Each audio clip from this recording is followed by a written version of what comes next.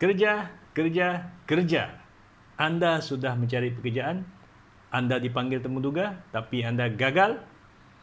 Mari bersama dengan saya, kita rungkaikan. Kali ini saya ingin berkongsikan pengalaman saya sendiri di mana saya telah gagal temuduga yang pertama saya hadiri dan juga saya telah lulus temuduga yang kedua saya hadiri.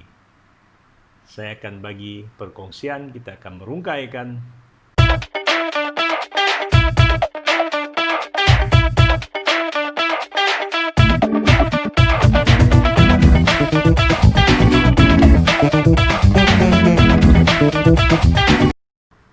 Baiklah, untuk kali ini saya ingin berkongsikan kepada anda pengalaman saya dulu semasa saya pergi temuduga untuk kali yang pertama dalam sektor awam. Pada masa tersebut, lebih kurang dalam awal tahun 2002, saya telah menghadiri temuduga pegawai keselamatan kerajaan. Ya, ini di bawah SPA Malaysia masa itulah. Dan jawatan tersebut akan ditempatkan di Department of Civil Aviation, iaitu Jabatan Penerbangan Awam. Saya cuma buat persediaan yang sangat ringkas dan saya ambil mudah. Saya hanya bertanya bagaimana temuduga, bagaimana cara untuk temuduga, dan saya tidak membuat kerja rumah. Ya, saya tidak buat kajian, saya tidak bertanya banyak pada orang, saya tidak membuka. Masa itu internet memang susahlah. Tidak ada Google masa itu, tidak ada internet, tidak ada smartphone. Hanyalah kita ada telefon awam, public phone yang menggunakan duit siling masa itu. Ramai kawan-kawan yang bergayut sampai 2-3 jam dekat public phone tersebut. Jadi, kita ringkaskan. Okey, saya pergi ke pusat temuduga tersebut iaitu di tingkat 10 bangunan Sultan Iskandar, iaitu pejabat temuduga SPA dahulu pada zaman saya dahulu. Sekarang pusat temuduga tersebut telah berpindah ke bangunan Stallion di Batu Lintang. Saya bersama dengan, saya ingatlah masa tu ada 2-3 orang, 3 orang ke 4 orang kawan saya yang sama kursus ataupun sama universiti dengan saya.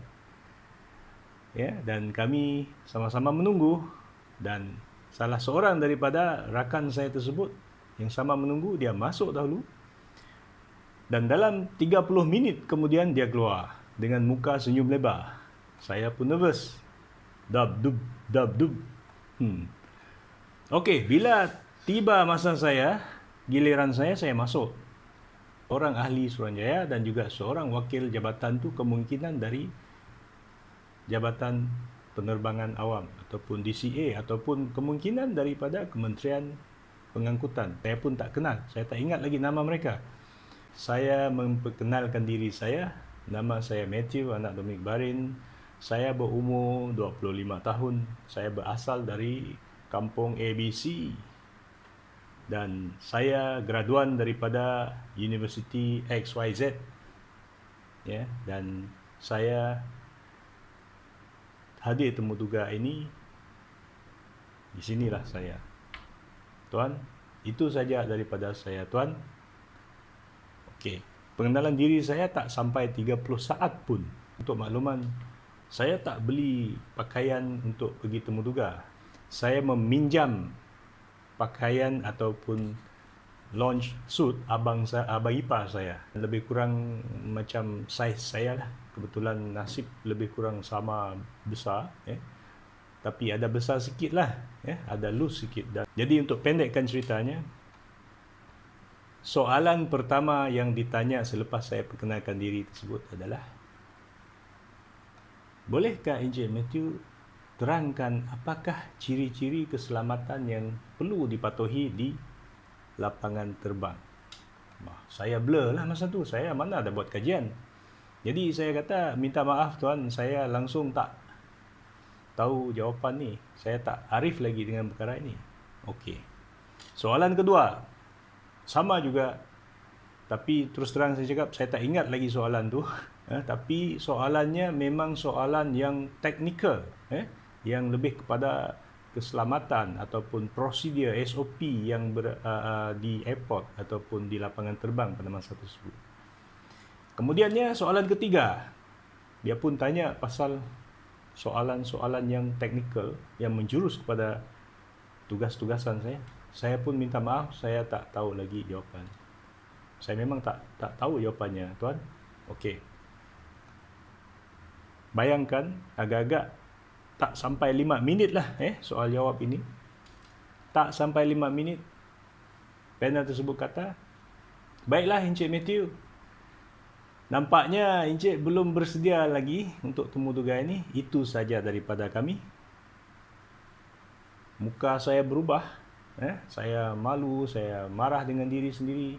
Tak boleh marah dengan panel sebab itu silap saya sendiri. Jadi saya keluar dari bilik temuduga. Saya buka pintu, saya tengok kawan saya semua tengok saya macam ni. Ada yang senyum, ada seorang yang buka mata. Jadi saya pun tundukkan kepala. Saya kata, "Okay, see you. All the best to you all." Jadi saya jalan terus pulang. Saya tak cakap apa-apa. Saya sampai rumah, saya rasa sangat kesal. Mungkin sebab saya tak minat pada jawatan tersebut ataupun memang saya langsung tak ada pendedahan. Dan itu menyebabkan saya gagal.